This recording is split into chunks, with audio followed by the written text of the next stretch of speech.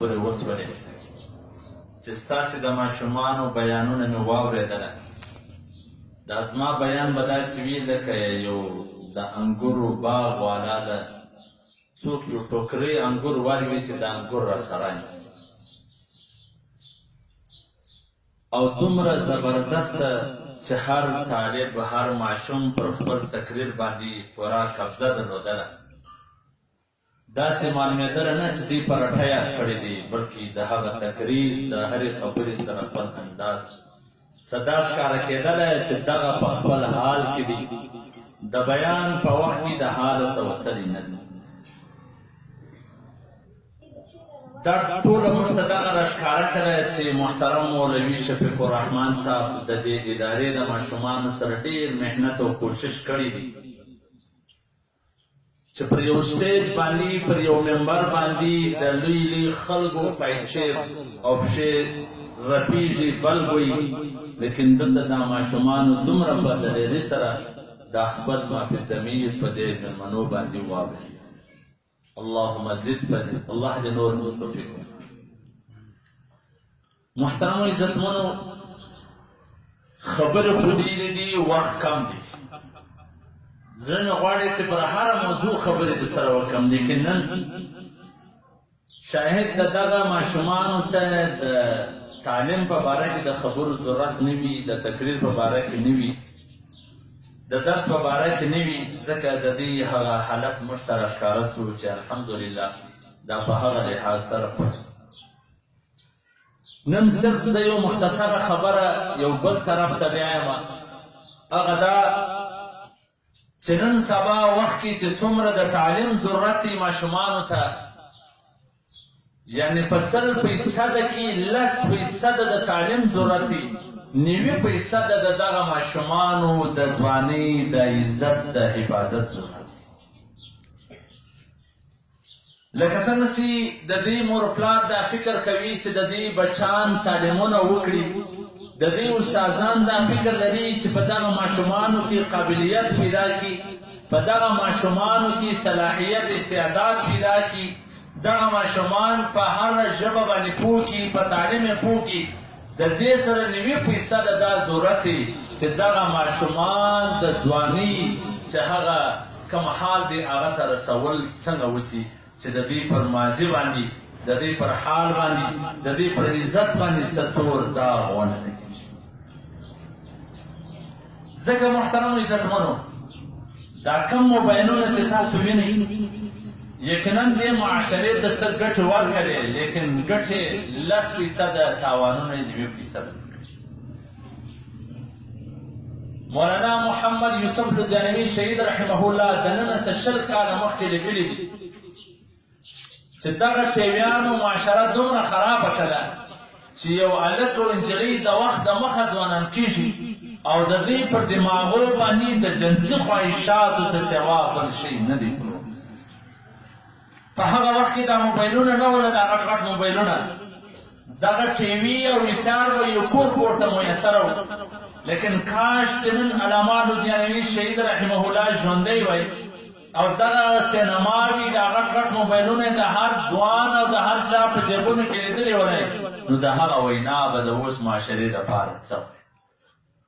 نو یقینا محترمو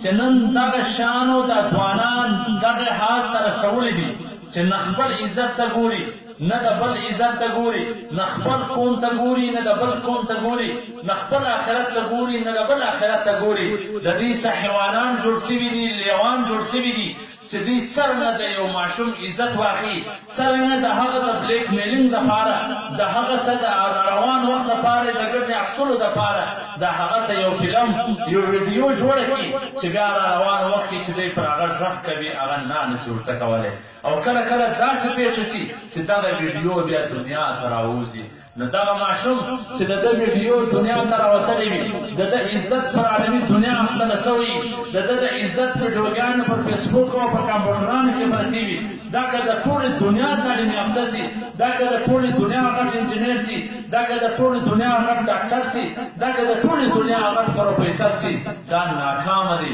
د دې قوم ناکامه دي، د دې استادان ناکامه سوله، د دې اداره ناکامه سوله چې دې یو ماشوم داسې ځوانۍ ته ونه رسوي چې د هغه دریوانو، د هغه جاهل انسانانو، د هغه خونخوارانو د لاسونو او د پنجو څخه بچ کړي. یو هغه زمانه وه چې دغه ځوانان د خور او د لور او د ورور پر سر به د هغو د عزت پر سر به سرونه ورکول، د هغو پر عزت به سرونه ورکول. محمد بن قاسم د 18 کاله په عمر کې د 2 خوندو د حفاظت لپاره د هغه عربستان سره ځي، د سنه پورې دی جنګیږي چې صرف د 2 خوندو د عزت حفاظت وکړي، 100,000 څخه زیاته شهیدان پر ورکوي. لیکن نن افسوس، صد افسوس، نن موږ خپل محمد بن قاسم چې کله د هغه ځای څخه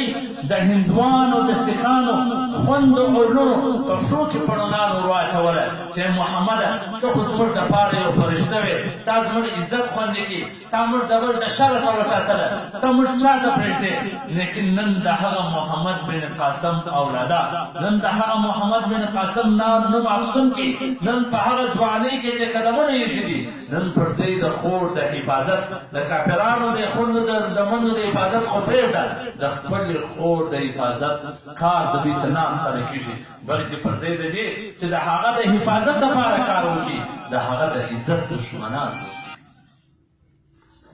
او زه به دې خلکو ته وایم چې دغه کم تعلیمونه موږ ودې ته ورکوو، د انګریزي او ریاضي ودې ته ورښیو، دا د دنیا په ټکنالوژي باندې دوی پوه کوو. که چیرې د دې سره دیني تربیت نه وي، د دې سره دیني ماحول جوړېدل نه وي، نو دغه بیا خلک منفي عمل اخلي. په دغه انګریزي باندې بیا د هغه ویبسایټونه راکشوي چې هغه د ده دپاره مضر وي، د معاشرې دپاره مضر وي، د آخرت دپاره تاوان رسوونکي وي، د دنیا دپاره تاوان رسوونکي وي. په دغه انګریزي باندې دی هغه کارونه کوي، هغه چټین په کوي چې هغه که چیرې دی جاهله ولی دغه تاوانو او نقصانو ته به نه وی رسېدلی. لیکن د تعلیم حاصله کړي، د ده سره د آخرت فکر، د ده سره دیني ماحول نه و، د ده په دماغ کې صرف جنسي خواهشات پراته وله، د ده پر دماغ ټوله وخت هغه منصوبې ګرځېدلې چې زه څنګه د یو چا عزت تار کړم او عزت له واخلم. نو زه به دې پرنسپل محترم صاحب ته او د دې ادارې چې کوم ماشومان دي و دې ته دا خبره کومه چې ستې هغه وخت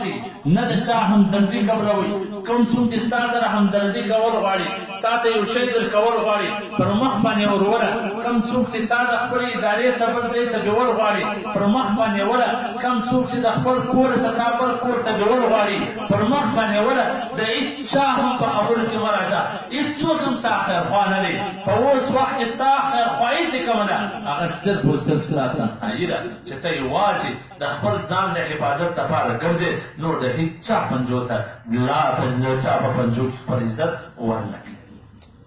نو دا ادارې والا ته وایم چې تاسې پر دا ماشومانو باندې خصوصي نظر وساتئ چې دی ناوخته راغلی دی، ولې ناوخته راغلی دی، دی نن نه دی راغلی، ولې نه دی راغلی. هسې نه چې موږ ډېر داسې ویډیوګانې پر فیسبوکونو باندې لیدلي دي، موږ ته خلکو راښکاره کړي دي چې د دغه ادارو ماشومان په بازارونو کې، په کیفو کې، په دوکانونو کې د هغه خونخوارانو سره ناست دي چې هغه د دوی عزت اخیستونکي دي. لیکن د دې کلیبانو خپلوان په دې خبر نه دي هغه چې وایي دوی ادارې رکړلي دي، دوی سبقه رکړلي دي، لیکن دوی د لیوانو په لاسونو باندې ورغلي وي. نو پکار دا ده چې ادارې والا پر هر ماشوم باندې نظر وساتي، که چیرې نه وي راغلی د پلار سره دې رابطه وکړي چې ستا زوی نن نه دی راغلی، ولې کور څه ضرورت پېښ شوی دی. بله مجبوري ده که دی د مدرسې په نامه راوتلی وي، د ادارې په نامه راوتلی وي، او بیا دی پر بله لار باندې د نورو طرف ته تللی دي. که چیرې ته داسې نګراني ونه کړې، نو دغه را روان وخت کې به دغه ماشومان بیا تاسو ته به دعاوې کوي.